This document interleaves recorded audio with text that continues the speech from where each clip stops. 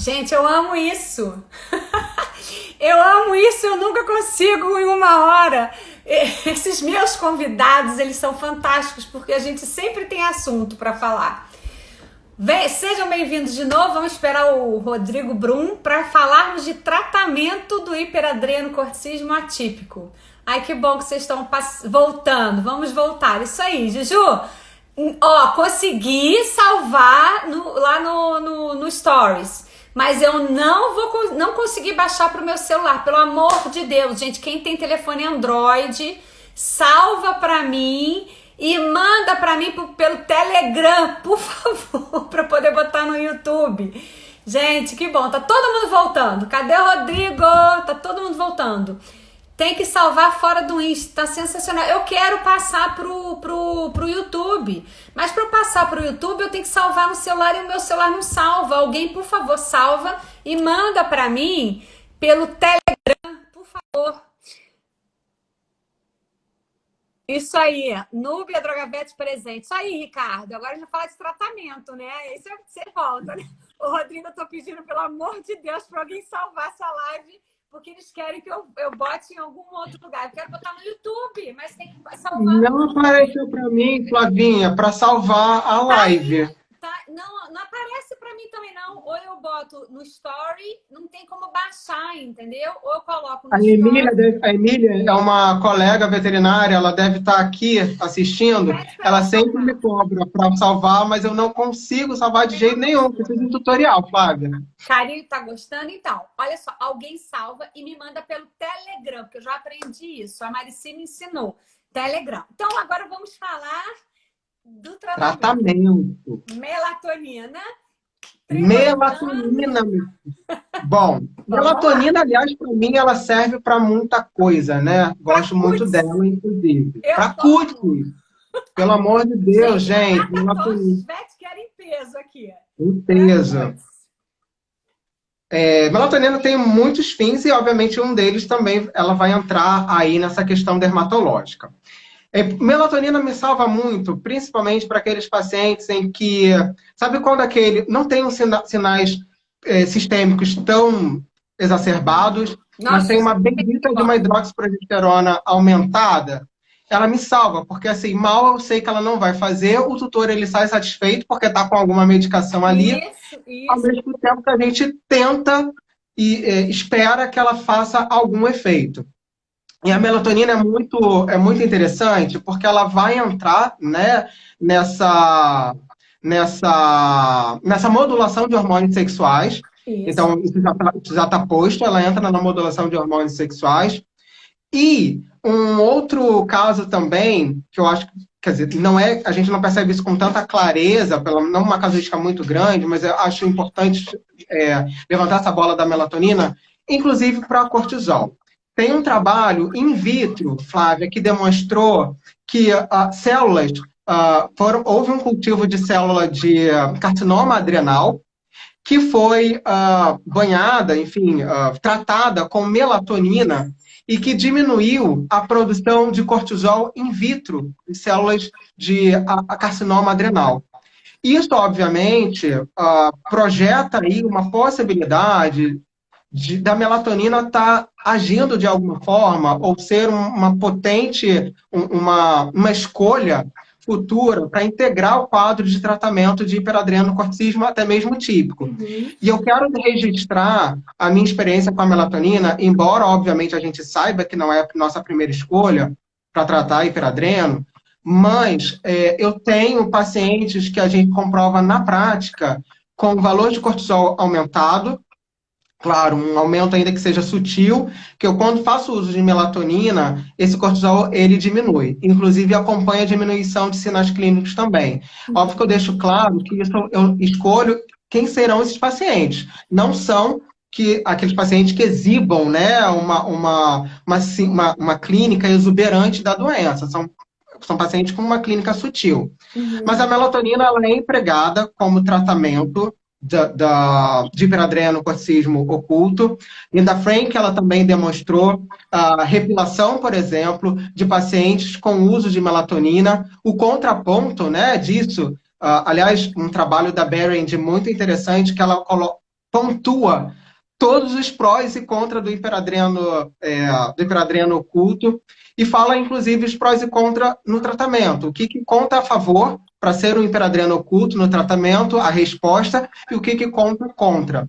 E a melatonina é uma delas, porque da mesma forma que ela conta a favor do tratamento do hiperadreno oculto, uma vez que ela, na prática, funciona em alguns pacientes, e alguns pacientes, sobretudo com alopecia X, responderam a esse tratamento, contra ela também é exatamente alguns pacientes com alopecia X que não responderam ao tratamento. Mas o que a gente percebe é que ela é uma das opções de escolha se você quiser tratar um paciente com hiperadreno oculto. Particularmente eu, Rodrigo, quando eu tenho um paciente, né, somente com clínica dermatológica do hiperadreno oculto, tá? A melatonina, ela é uma opção. Agora, se eu tenho um paciente já com sinais sistêmicos mais graves, então é uma dislipidemia importante, é uma hiperfosfatasemia muito marcante, quadros de poliúria, polipsia, polifagia muito intenso, enfim, aí eu já deixo essa minha melatonina de lado, porque geralmente eu não consigo uma resposta positiva com ela. Aliás, é importante pontuar também que quando você faz uso de melatonina e trilostane também, isso pode acontecer, não esperem uma diminuição da dos hormônios sexuais, nem sempre isso acontece, aliás, na maioria das vezes, né, a gente acaba frustrado porque o que a gente espera é, se eu estou tratando aquilo, então os hormônios sexuais eles deveriam diminuir, e nem sempre isso acontece. Mas repila, né? Porque tem vezes que o não, repila. Exatamente. Ele repila, com certeza. Como que ela atua, você sabe? Como que ela vai atuar? Ela compete? Exatamente, não é um mecanismo muito elucidado, Flavinha. A Linda Frank, ela tentou demonstrar isso com receptores de estrógeno, inclusive, não ficou aquilo muito bem esclarecido. O que a gente sabe é que ela vai modular hormônio sexual adrenal. Mas, por exemplo, essa aplicação ela não é muito clara quando a gente fala disso na pele. Então, não se tem uma clareza da ação da melatonina, mas na prática, em teoria, pelo menos, a gente sabe que ela vai modular hormônio sexual.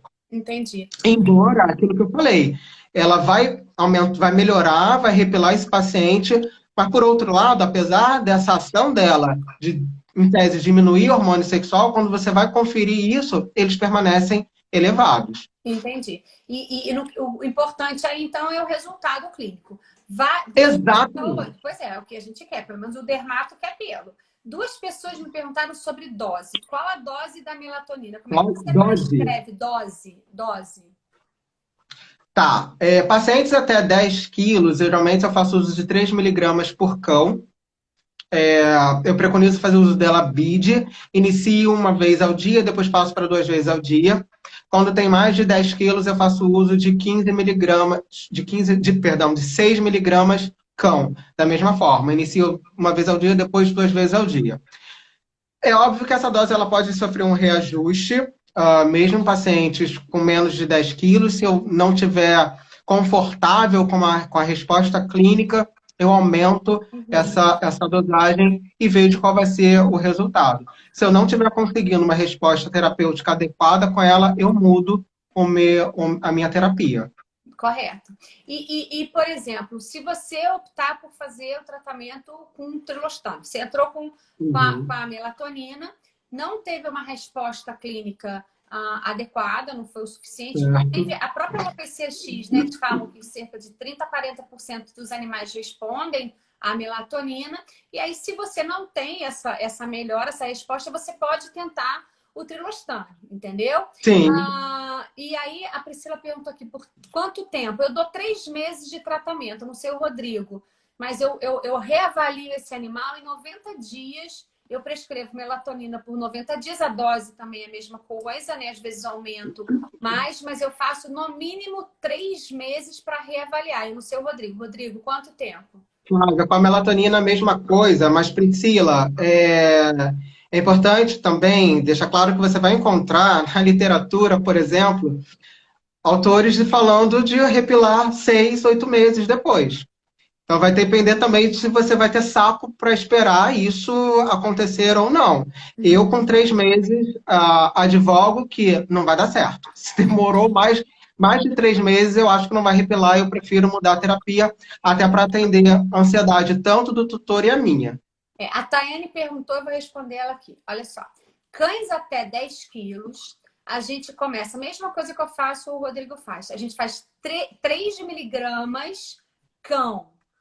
Uma vez ou 2 vezes. Você pode chegar até 2 vezes ao dia. Só que o que a gente faz? Começa com 1 vez ao dia, vê como é que o cão vai ficar, se vai ter algum efeito colateral, alguma alteração. Se ele se comportar bem, você passa para 2 vezes ao dia. Vou ser sincero. Se o cachorro tem menos de 5 quilos, eu faço 1 vez ao dia. Se ele tem mais de 6 quilos, né? Se ele até os 6 quilos, eu faço logo 2 vezes ao dia. E cães acima de 10 quilos, né? Em torno de 15, 12, 13, 14, 15... A dose seria de 6 miligramas cão, CID ou BID. Isso é meio que empírico, né? Então, você vai usando bom senso na prescrição, tá? Agora, acho que eu respondi. Aí, a minha dúvida é, 3 meses... o Ricardo pediu aqui para você falar depois do mitotano. Eu não uso mitotano. Então, assim, eu tenho maior medo. Eu moro em Vassouras, não tem clínica 24 horas, entendeu? Eu não tenho a droga, não tenho como comprar, nem quero comprar. Eu tenho, assim... É uma droga. Eu acho que quando veio o Trilostane, salvou a vida da gente, né? E o fato da gente poder manipular realmente é uma facilidade, certo? Então, assim, eu não uso o mitotano, não tenho experiência, tô sendo sincera, eu venho aqui para falar a verdade, todo mundo me conhece, não engano ninguém. Sou adepta da melatonina há mais de 20 anos, 20 anos não, minto.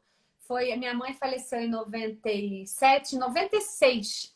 Em 1996, foi em 96 que eu comecei a usar melatonina porque eu assisti a palestra da Linda falando do uso da melatonina para alopecia X. Então, foi lá atrás que eu comecei a usar a melatonina.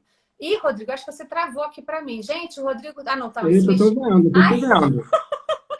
É que eu fiquei parado. Gente, eu tô tão paradinho. Bom, então eu não posso dar minha opinião sobre o mitotano. Eu uso o Trilostane. Então, aí voltando à história do Trilostane. Eu, 3 meses usei, né, o oculto, né, o hiperadreno oculto, mas não respondeu com a melatonina. Quero usar o Trilostane. Você usa, você não usa? Como é que você faz? Aí você fala pra gente. E com a certeza. ação dele, né? Tá. Trilostane é um outro fármaco de escolha para hiperadreno oculto. Aliás, o que a gente os fármacos que a gente vai utilizar de escolha, né, são exatamente os mesmos fármacos que a gente utiliza para tratamento do hiperadreno típico. Então, Trilostane é um deles. Utilizo na mesma dosagem. Claro que é uma dosagem que varia muito, né? A literatura, a gente encontra uma variedade, um leque grande de dosagem. Eu preconizo fazer 1 miligrama quilo BID de Trilostane, da mesma forma que eu faço para o meu paciente com hiperadreno típico. Se esse cão é um cão de pequeno porte, porque a gente percebe que cães de grande porte, você faz uso de meio miligrama quilo de Trilostane, eles respondem muito bem. Então, se é um cão de grande porte, eu faço meio miligrama quilo BID, tá? Então, é exatamente na mesma frente que a Flávia faz. Então, quer dizer, 3 meses, se não respondeu, eu já parto para o Trilostane nessa dose. De 1 miligrama quilo BID, se é um cão de pequeno porte, ou meio miligrama quilo BID, se é um cão de pequeno porte. Mas vamos deixar claro. Até isso a gente faz igual. Até isso a gente faz igual. Amor, almas gêmeas. Almas gêmeas! Vai ter que rolar um coraçãozinho no final. E aí, assim, Flavinha, também é importante que a gente deixe claro que essa dose ela pode variar. Por exemplo, a gente tem dose do Feldman dizendo de 0,1 miligrama quilo. E eu tenho paciente que chegou a dosagem de 0,1 miligrama por quilo. Mas para início de conversa, a gente... Eu sugiro 1 miligrama quilo em pequeno, meio miligrama quilo em cão de grande porte. Se não resolver com o Trilostane, você tem a possibilidade do mitotano, e aí eu vou entrar nesse questionamento, nessa pergunta do Ricardo. Diferente de você, mitotano foi um fármaco que eu peguei muito ainda o uso dele. A gente, na época que eu começo com a endocrinologia, o trilostane não era difundido, não aqui no Brasil. A gente tinha o Vetoril, né, da Decra, mas a importação era um verdadeiro inferno. A importação lá pela Inglaterra não dava muito certo, quer dizer, não dava muito certo o trâmite, né?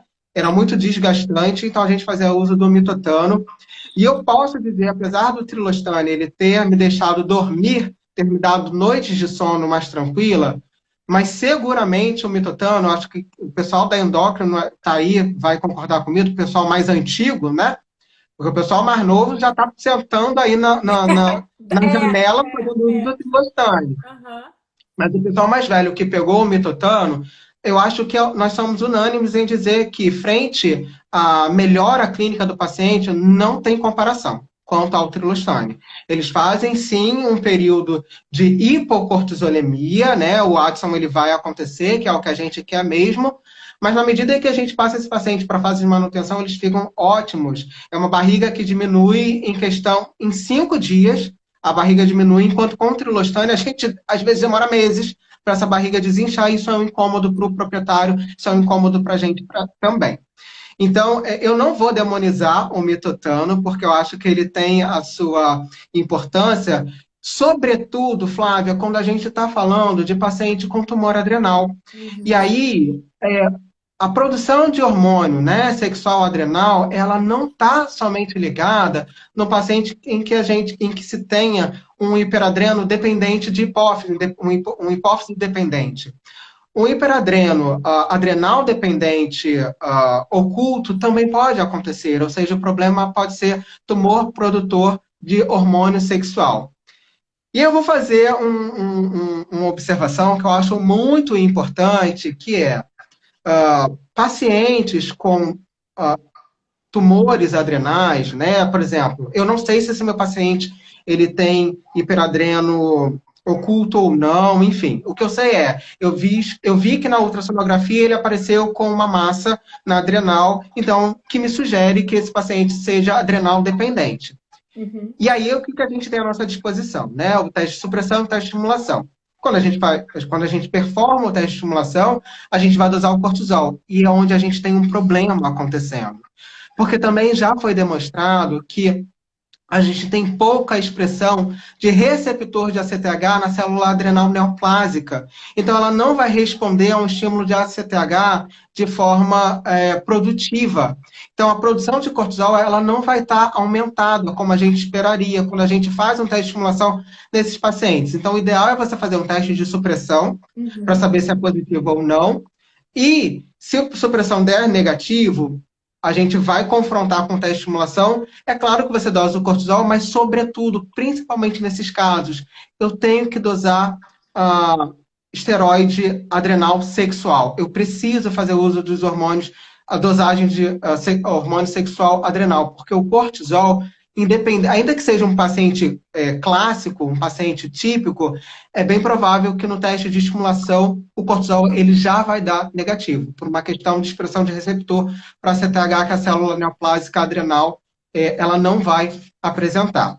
E nesses pacientes com massa adrenal, eu preciso pensar em fazer o mitotano, porque o trilostane ele até pode melhorar a sintomatologia clínica desse meu paciente, mas eu tenho um problema ali acontecendo. É o tumor adrenal. E mais, eu preciso considerar, permanecendo falando, né, em tratamento, preciso considerar a adrenalectomia desse meu paciente. Na verdade, exatamente, a literatura recomenda adrenalectomizar esse animal, né? É óbvio que a gente esbarra numa questão que é uma adrenalectomia não é a mesma coisa que uma esterectomia, gente. Então não é assim, tem um tumor adrenal, vamos tirar adrenal. O pessoal tá, delícia, vamos tirar adrenal. Não funciona assim, pelo amor de Deus. Né? Há um esquema, há uma estrutura para receber esse paciente pós-cirúrgico que a clínica precisa ter. Eu preciso ter gasometria para avaliar esse paciente. Eu preciso estar dosando níveis de cálcio desse paciente. Inclusive, eu posso ter intercorrência transoperatória, porque eu não sei se esse paciente, se esse tumor, né, se esse tumor adrenal, ele está produzindo adrenalina, se eu estou diante de um felcromocitoma, inclusive, junto. Uhum. Né? Então, assim, se tem tumor adrenal, o mitotano, ele vai fazer toda a diferença, mas a adrenalina... Eu não sei se o pessoal sabe, mas é um quimioterápico, né? Ele faz O destruição. mitotano... Exatamente. Qual a diferença de um de outro, né? O mitotano, ele é um quimioterápico que ele vai promover necrose do córtex adrenal, sobretudo dessas células neoplásicas da adrenal, tá? Então, eu vou fazer uso dele tanto num tumor adrenal, mas também num quadro somente de hiperplasia adrenal. O mitotano, ele é um inibidor enzimático, então, na verdade, ele não vai mexer na adrenal. Não, O que ele vai... O trilostano. O trilostano, ele é um inibidor enzimático, ele não vai mexer na adrenal. Ele vai somente inibir uma enzima, que é a 3-beta-hidroxilase, desidrogenase. Ela inibida vai levar a uma diminuição. Ela é necessária para a produção final de cortisol. Se ela tiver inibida, a produção de cortisol ela vai diminuir. Tá, então aí me responde uma coisa. Eu tenho um paciente que eu faço o trilostane nele, ele tem hiperadreno. E a gente faz acompanhamento das adrenais com a mesma ultrassonografista. Uhum. E com o trilostane, a gente observou a diminuição da adrenal, do tamanho, em 1 centímetro. Isso pode acontecer. Isso pode acontecer. Será que não é o caso lá do carcinoma in vitro? Ou não? O que você acha que é? Então, o que pode... A gente tem 2 situações, Flávia, que podem acontecer. A primeira, vamos fazer um recorte da fisiopatogenia na produção do cortisol, né? Do cortisol. Então, a gente vai precisar recorrer ao eixo hipotálamo, hipófise, adrenal. Quando a gente diminui a produção de cortisol, eu vou ter instantaneamente uma produção do ACTH. Na medida em que eu tenho um ACTH aumentado, eu vou ter um estímulo ainda maior sobre a glândula adrenal. Então, ela pode gerar um aumento dessa glândula quando esse meu paciente está em tratamento. Não é incomum, não é raro, muito pelo contrário, é muito comum quando a gente faz o acompanhamento do paciente com a trilostane, essa glândula adrenal, ela numa ultrassonografia anterior, ela está de um tamanho, e numa ultra posterior, ela está aumentada. Isso por quê? Porque tem muito mais ACTH circulante, porque afinal de contas o cortisol está diminuindo. Não, por que diminuiu? Mas no caso diminuiu. Vou falar exatamente por quê.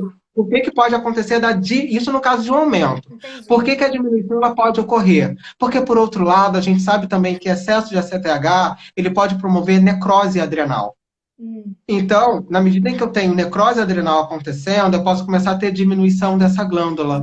Aliás, é onde a gente precisa falar que o trilostane, apesar dele ter se popularizado, ele não é também esse fármaco tão sem efeito colateral como a gente acha que ele é. Porque ele também tem potencial para causar o Addison exatamente por conta disso. Inclusive, existem alguns pacientes que não fazem mais uso de trilostane exatamente por conta de uma necrose adrenal persistente que vai impedir, né, produção o aumento da produção de cortisol. E aí a gente muitas das vezes acha que de repente houve uma involução do quadro de hiperadreno do corticismo, e na verdade o que provavelmente aconteceu foi necrose da adrenal. E com isso essa produção excessiva ela acaba. E a adrenal ela pode diminuir. O que você acha que a gente faz no paciente desse? A gente faz o teste de estimulação por ACTH para avaliar essa glândula? Ou faz de novo o teste de supressão por baixa dose de dexametasona?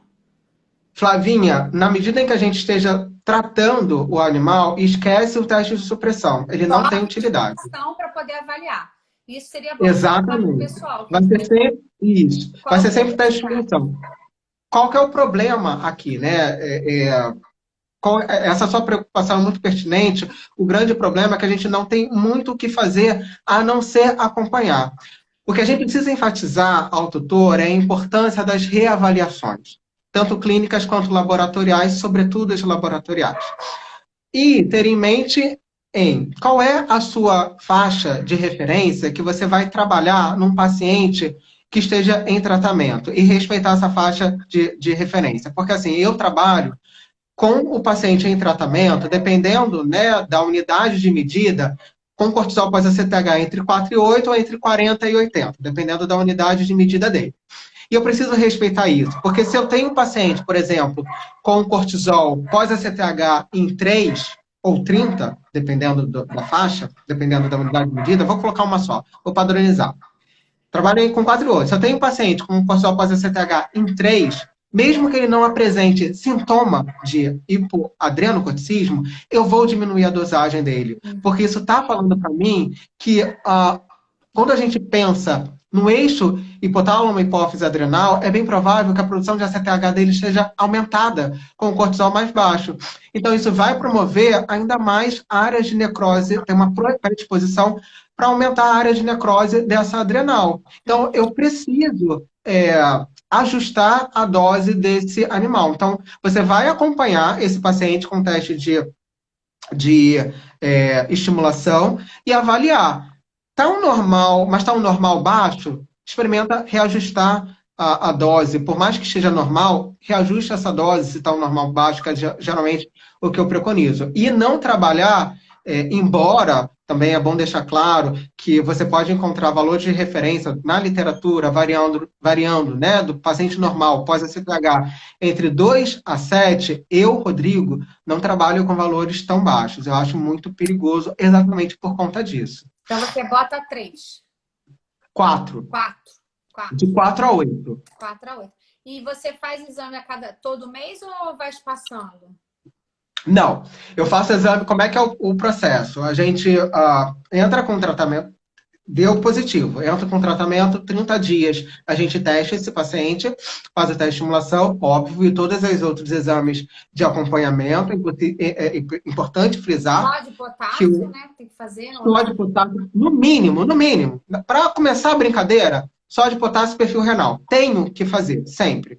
Uhum. Tá joia, tá tudo normal? A dose, eu percebi que o meu teste de estimulação, ele tá dentro da referência que eu quero, então, 3 meses depois, esse paciente, ele retorna, eu repito o exame. O que a literatura, ela diz? A cada 3 meses, esse paciente tem que retornar. Eu, geralmente, espaço para cada 4 meses. A cada 4 meses, esse meu paciente, ele retorna.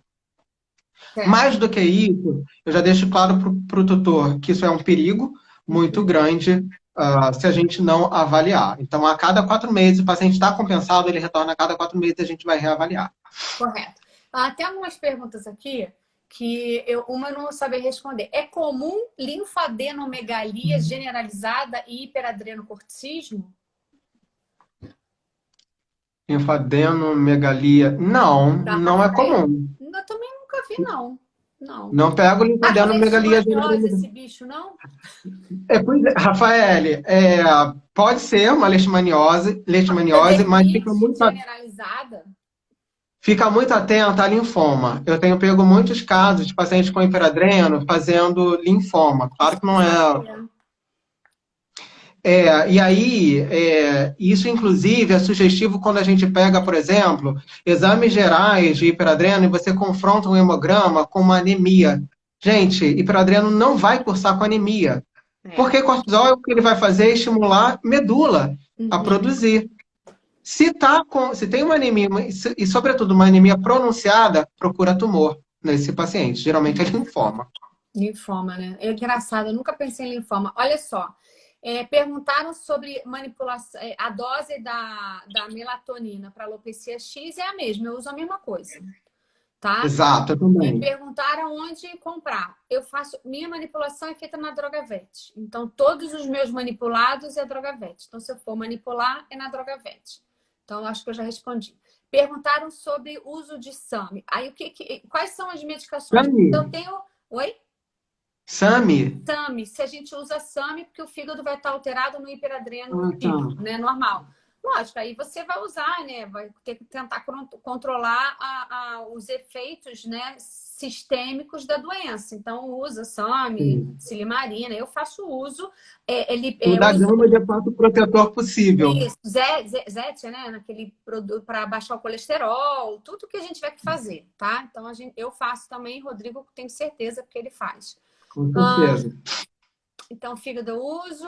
Aí o Ricardo falou que o trilostano é fácil para palatabilizar, eu nem sabia. A Flávia diz que tá velha. Se ela tá velha, imagina eu, já virei vovó. Não, vou virar vovó tão cedo, não, gente, pelo amor de Deus. Quero não. Falaram mitotana old but gold, é verdade. A Regina falou que ama, ela adora. A querida Regina tá aqui junto com a gente. Pós-operatório capeta. Ramadinha? Oi? A Regina. Qual Regina? Ramadinha? Você tá Mentira! Gente, deixa eu falar uma coisa. Olha só, época de pandemia, eu tô percebendo que 2020 vai ser meu ano, gente. Numa live você entra e entra em dia. Nessa live a gente tem dinossauros da dermatologia, gente. Regina Ramadinho, me prestigiando. Amo. Maravilhosa. Aqui com a gente. Ai, gente, que for. Rodrigo, você está sendo minha amiga, Rafaela. Peraí, gente. Rafaela Pinhão, minha irmã maravilhosa, amo. Rafael Pinhão tá aí. A Flávia Braz disse que o primeiro paciente que ela tratou, graças a Deus, não foi o meu. Teve a necrose com trilostane. Teve a necrose grave, mas na época a dose preconizada era muito maior do que usamos em dia. Mas é verdade. Demais do que... É porque se você olhar na literatura, eles colocam até 6 miligramas. Sim. Foi dose inicial. Aqui tá todo mundo falando da importância do acompanhamento, gente. Por isso que a endócrino ganha dinheiro, né? Rodrigo, você já fez uso controle somente com cortisol pré e 3 horas após trilostano sem usar a CTH? Esse é um protocolo, já fiz. Esse é um protocolo recente. Eu vou dizer que eu não gostei, mas esse protocolo ele diz o seguinte: ele não faz uso do ACTH, que aliás é um grande problema para a gente, porque o ACTH, não sei como é que a gente vai fazer, porque o ACTH anda escasso no mercado, mas o que esse protocolo diz? Você pode fazer uso, você pode fazer dosagem do cortisol 3 horas após o trilostane, sem aplicação do ACTH. Só é necessário que você dose, que o paciente ele tenha ingerido o trilostane 3 horas antes. Na verdade, o esquema é o mesmo para o teste de estimulação com ACTH, a diferença é que não tem ACTH na jogada. Uhum. Eu fiz isso na última escassez de ACTH. Uhum. É porque teve uma época, não foi? O quê? Uma época bizarra, se eu não me engano, em agosto, setembro do ano passado. Tava todo mundo sem. Exatamente. Eu, Rodrigo, não gostei. Não gostei. Os meus pacientes, eles não tiveram uma resposta que condizia com a clínica deles. Para não dizer que eu descarto completamente, quem sou eu para descartar, né, gente? Os dinossauros da endocrinologia dizendo que você usa e eu dizendo, não vou, eu vou descartar. Mas assim, para minha prática não funcionou. Quando é que ele me foi favorável? Quando eu tinha casos de pacientes com hipocortisolemia. Aí sim, eles eram interessantes. Agora, um paciente com cortisol que permanecesse com cortisol alto, ou com cortisol normal elevado, ou com cortisol não tão elevado, mas não tão alto assim, mas com clínica aparente, não dá para a gente diferenciar. Então, para mim, ficou tudo no mesmo balaio de gato, não foi interessante. Eu não gostei. Gente, a Rafa foi minha aluna, né? A Rafa foi minha aluna. A Rafa, não sei. Eu sei que a Rafa é minha irmã. Né? Rafa, somos da mesma geração. A Rafa e Flavinha e a Juliana Abreu somos da mesma geração, da segunda geração do pessoal da endocrinologia. Então, é um pessoal que a gente tem muito... Bom, a Regina está aqui, né? Pelo amor de Deus, Núbia, por favor, me manda... Ela conseguiu baixar a live, então ela vai mandar para mim por Telegram, aí eu mando para o Rodrigo também. Por favor, gente. A Flávia falando, não vem não, Rodrigo, você fez estágio conosco, a gente tem a mesma idade, e alguém falou assim, Regina, a rainha da porra toda. É verdade, gente, é É verdade, é verdade, isso. arreia tudo, gente, arreia tudo. Já consegui salvar, a Núbia do Dragavete pegou, ótimo. Qual a dose do mitotano? São 20 miligramas, né? Eu não sei, como é que você usa? 25 miligramas quilo BID, quando você tem, quando não há suspeita de tumor adrenal, e 50 miligramas quilo, perdão, 75 miligramas quilo, 50 miligramas quilo BID, quando você, 50 a 100, inclusive, miligramas quilo, quando você tem suspeita de tumor adrenal acontecendo. Tá ótimo. A Renatinha falando que é um orgulho trabalhar com a gente. Eu tenho um orgulho, eu falo que eu levo no peito Também. a VetCare para onde eu vou. A Si entrou aqui, minha querida. Meu primeiro paciente de peradreno foi seu, Claire. Aí, ó. Tá vendo? Ana Cláudia, você faz acompanhamento do paciente apenas com cortisol Não, esse a gente já respondeu. Eu já nem sei onde a gente está. É a mama da Dermato, a mãe de todo mundo. Quando devo me preocupar com esse aumento de adrenal pelo uso do trilostano? Tem algum limite máximo ou a gente foca mais na dosagem do cortisol mesmo? Boa pergunta. Boa pergunta. Geralmente, quando eu tenho aumentos muito exuberantes, eu começo a repensar se não valeria a pena entrar, por exemplo, com o famoso mitotano aí para esses pacientes. Embora, particularmente, eu não tenha chegado nesse nível. Eu não tenha precisado. Eu tenho pacientes que a glândula adrenal ela aumentou sim, mas não a ponto de eu me preocupar com ter de mudar a terapia ou algo nesse sentido. Mas se um aumento muito, porque a glândula adrenal, né, a gente tem uma dela aí, um normal, dependendo do tamanho dela, até 0,75 centímetros no polo caudal, geralmente. Se tiver uns 2, 3 centímetros, eu acabo ficando com um pouco de receio. Mas é importante, para quem perguntou, avaliar também, gente, se esse aumento é um aumento hiperplásico, tá? Ou se já não seria um aumento neoplásico. Neoplásico, é isso que eu estava pensando. É importante a gente fazer essa diferenciação, porque assim, a ultrassonografia, algumas vezes, ela pode não diferenciar exatamente se está tão aumentado por uma hiperplasia ou por uma neoplasia. Inclusive, dependendo do profissional que faça, ele já sugere, olha, eu acho que está aumentada demais, pode ser neoplasia. E aí é onde é importante a gente começar a recorrer a outras ferramentas diagnósticas, como a tomografia, né? Avaliar exatamente se isso é um aumento hiperplásico ou se é um aumento neoplásico. Duvidem, desconfiem se ela está muito aumentada disso ser hiperplasia ou neoplasia, porque mesmo uma hiperplasia inicial, ela pode depois se tornar uma neoplasia, nada impede. Nada impede. E poderia até já ser uma neoplasia que a mamografia não detectou, não é? Inclusive, Flávio, sobre isso, eu tive pacientes que na ultrassonografia a adrenal estava normal e fez tomografia ela estava aumentada. Então, assim, vai depender muito de quem esteja observando essa glândula, né?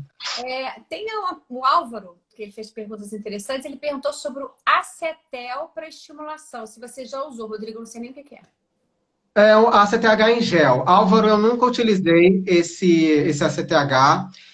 Talvez uma hora eu vá recorrer a ele, né, meu amigo? Porque é o que está sendo oferecido no momento, né? Custa os olhos da cara, mas é o que tem sido oferecido no momento. Eu ainda não tenho a menor experiência com ACTH gel. Se tiver aí, Álvaro, se eu não me engano, ele está no meu perfil, inclusive. Se tiver alguma experiência, você me passa. Bom, para a gente finalizar, que a gente precisa, né? Finalizar, afinal, hoje é sexta, eu quero beber meu vinho, entendeu? Eu queria saber prognóstico e tempo de vida desses animais. Assim, para a gente fechar, que é o último assunto. Tá.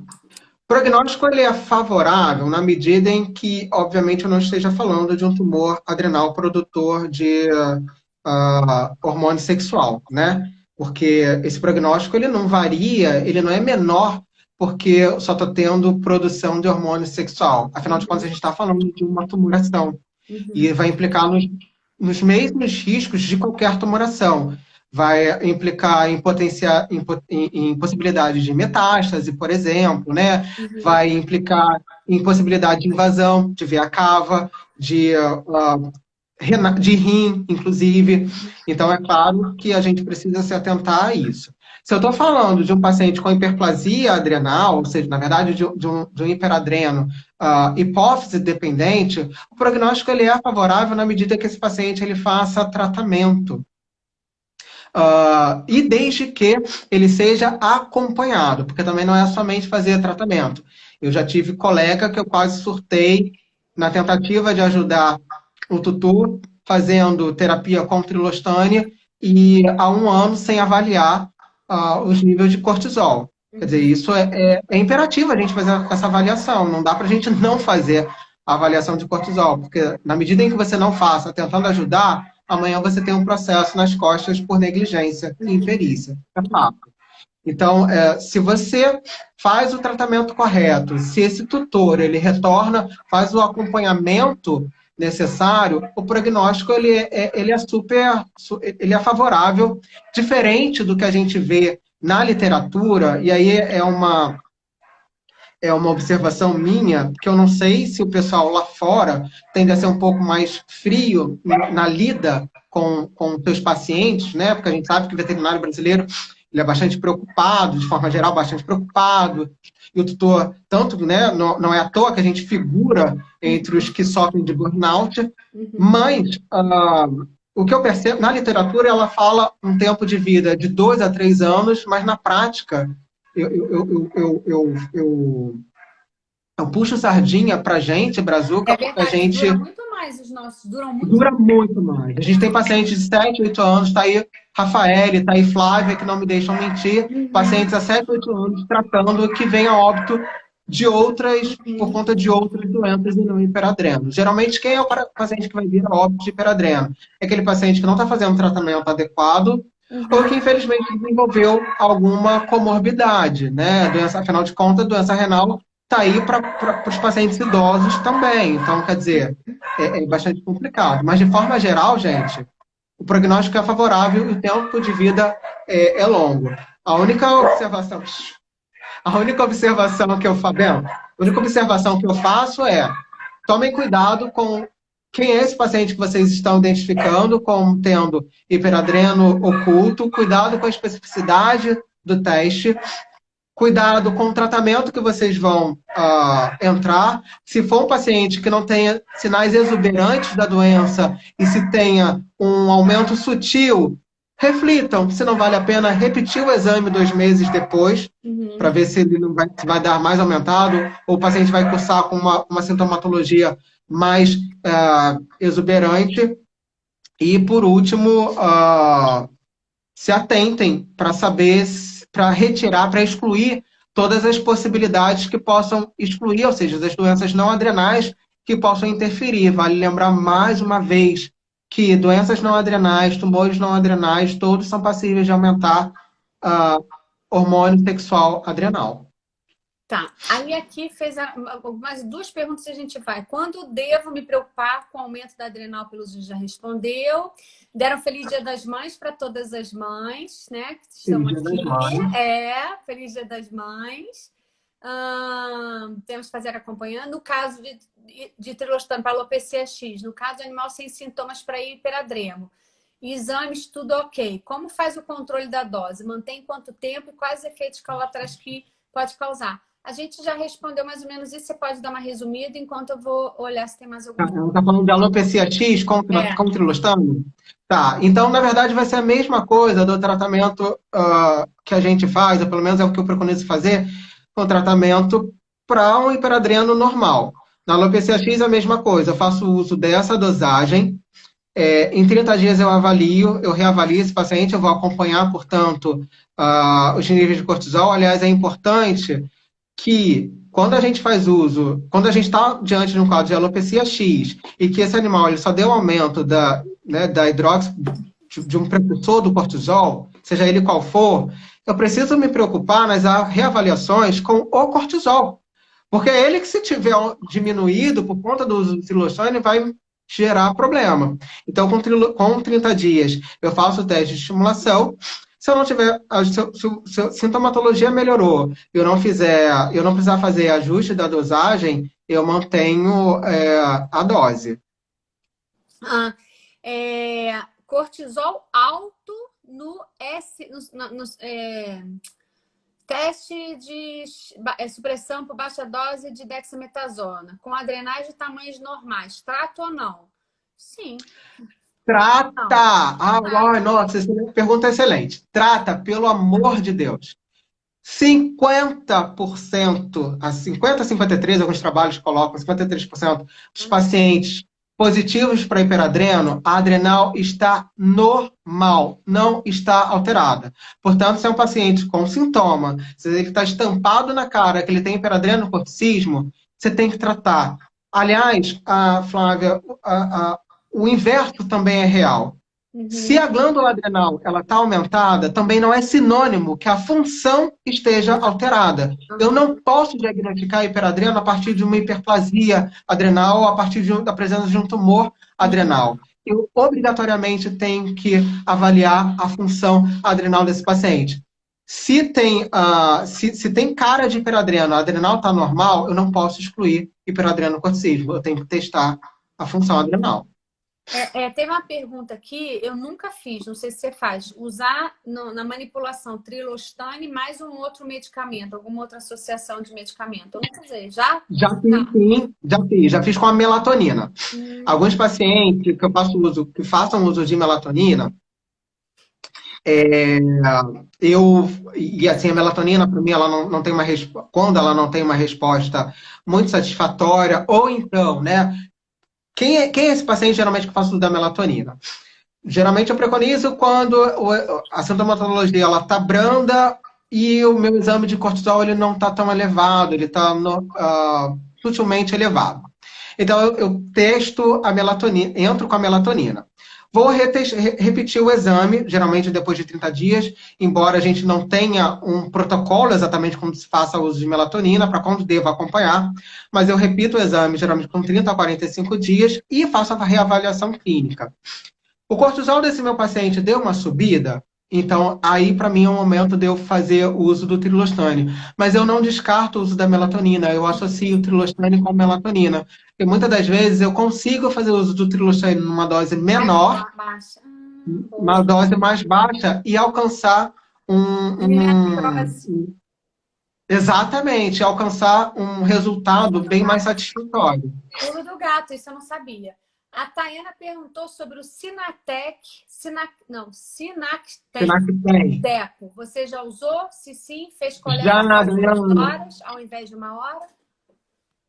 Então, o Sinactem Depot, ele pede, na verdade, que seja colhido com 2 horas o cortisol, tá? Quando a gente faz uso, quando recorre à literatura, a recomendação é que você faça uso dele com 2 horas, porque o pico vai ser alcançado 2 horas depois. Então, o ideal é que você faça o uso dele com 2 horas. Embora, Dayana, você tenha, sim, encontre também trabalho falando com 1 hora para coleta do sangue.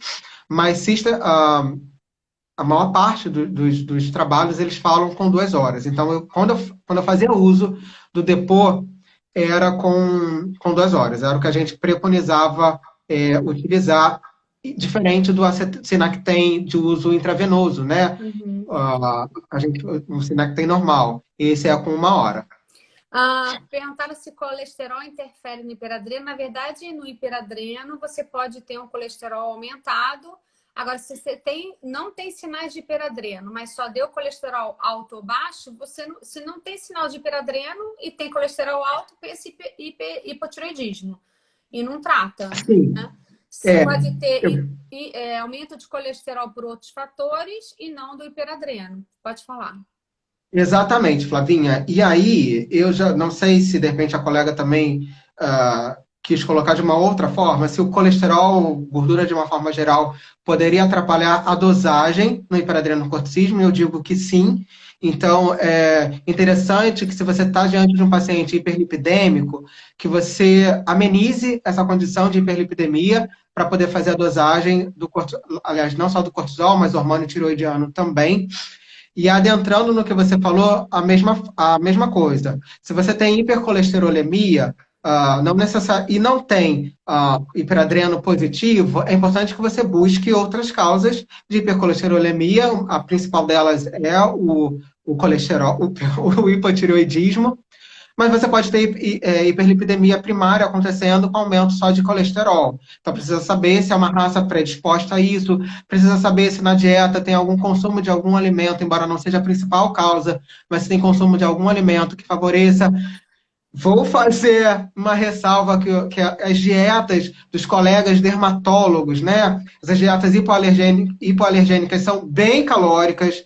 Quando a gente faz acompanhamento, muito paciente com aumento de colesterol ou triglicerídeos, então você precisa saber, conhecer quem é esse paciente, o que ele está fazendo uso naquele momento e se ele pode ter uma outra doença. As dietas para paciente, né? As dietas hipoalergênicas, elas são muito gordurosas, sim. Gente, eu falei que a gente estava indo embora. Eu pergunto aqui, mas não tem mais tempo. Bom significa que o pessoal está gostando, gente. Olha só, meu Deus do céu, não para de chegar pergunta, a gente precisa ir embora. O tratamento em felinos, dosagem, eu nunca tratei felino, eu não sou endócrino. Tá, eu nunca peguei hiperadreno oculto em felinos. Na verdade, eu não tenho uma casuística grande de hiperadreno em gato, tá? Primeiro ponto que hiperadreno, corticismo não é comum no gato, felino. Né? E segundo ponto que nós temos aí os nossos especialistas em felinos, então geralmente eles concentram esses atendimentos. Sobram poucos pacientes para a gente atender. Quando eu atendo, geralmente é mais o hipertireoidismo e nem é uma casuística tão grande. Mas, de qualquer maneira, para fazer diagnóstico do hiperadreno, né, em felino, você tem duas metodologias. Ou você faz uso do teste de supressão por alta dose de dexametasona, não é o mesmo que a gente aplica no cão, que é o de baixa dose. Vale lembrar que o gato ele tem uma resposta, né, mais resistente a corticoide. Então, você faz o teste de supressão por alta dose.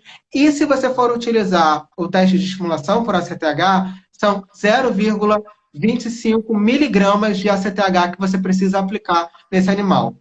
Porque difere também do teste para o hiperadreno no cão.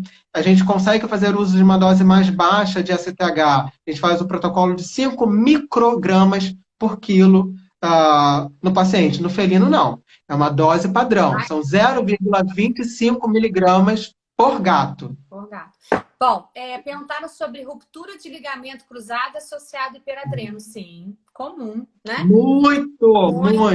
Gostei da pergunta. Aliás, eu quero parabenizar os colegas ortopedistas que encaminham, porque entram na suspeita deles a hiperadreno quando eles estão diante de casos de ruptura de ligamento cruzado. Acho muito bacana, a gente confronta muito. Rafa tá aí que não me deixa mentir, Flávia Braz tá aí que não me deixa mentir. Elas com certeza pegaram muitos casos também gente, olha, eu vou falar uma coisa, tá? Todo mundo amou que a nossa bom. live. A dobradinha dermatoendócrino arrasou. Funciona, gente. Dá certo sempre. Várias pessoas pedindo, né? Agora a gente vai fazer uma pose antes da gente se despedir da galera. Um coraçãozinho, Rodrigo, para você. Tira foto. Alguém tira foto aí pra gente. Isso! Alguém tirou, né? Eu espero que sim. Ai, gente, tomara que alguém tenha tirado a foto aí pra gente. Eu vou deixar a última palavra com você. Foi, assim, um prazer enorme te receber aqui no quarto da minha filha.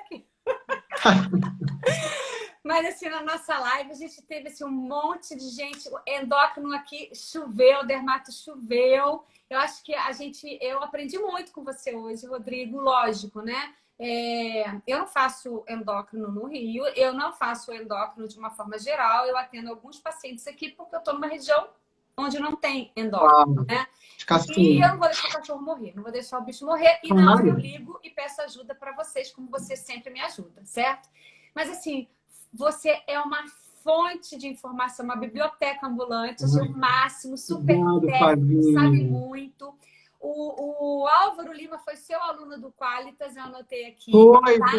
A Renata tá lá até agora, Clínica Geral presente. Lógico, gente, Clínica Geral. Eu sou Clínica Geral antes de ser dermatóloga, né? Muita gente dando parabéns. Então, Rodrigo, muito obrigada. Foram 2 horas de live, tá? A gente vai completar 2 horas. Já pediram outra, a gente pode marcar uma outra. A gente não sabe quanto tempo vai ficar. Adoro! Entendeu? A Juju também tá aqui até o final. Ó, gente, eu estou me despedindo aqui. Muito obrigada, Rodrigo. Rô, foi show. Agradeço a presença de todos vocês, da Regina, de todo mundo, do pessoal, a equipe da VetCare. Tava todo mundo aí, pessoal do Brasil inteiro estava aqui com a gente, tá? Muito obrigada. Eu passo a palavra para você se despedir. Flavinha, primeiro, né, é um prazer inenarrável estar aqui com você. Eu amo você de paixão, uma dermatóloga que a gente tem como referência, uma verdadeira diva da dermatologia. Eu amo muito de verdade, eu te falei isso várias vezes. Ter sido convidado por você, para mim, só demonstra que o quanto eu estou indo bem, né? Ser considerado, porque eu amo você muito, então isso para mim é muito importante. Ter esse grau de pessoas incríveis aqui, amigos que não tenho nem o que falar sobre o quanto eles elevam o grau da endocrinologia. Rafaele Pinhão, que ela sabe o quanto eu amo ela de paixão, a gente discute sempre casos clínicos. Flavinha Braz, eu amo de paixão também, a gente está sempre discutindo. Milena é uma feríssima, lá de Recife. Um prazer inenarrável ter todas essas pessoas aqui comigo. Foi um prazer, enfim, monstro. Eu amei falar de endocrinologia, para mim é muito prazeroso. Sobretudo falar, né, trocar ideia com outras áreas, para mim é ainda melhor. Eu que agradeço muito a oportunidade de estar podendo demonstrar, falar um pouquinho sobre um tipo de alteração que a gente confronta justamente nas 2 áreas, tanto em dermato quanto endócrino, e falar sobre o hiperadreno que, tanto atípico quanto oculto ou suspeito, decidam qual terminologia que vocês vão utilizar. Mais cedo a gente estava falando sobre a terminologia adequada, o consenso aqui vinha, ele adotou hiperadrenocorticismo oculto para a gente se referir a esse tipo de doença.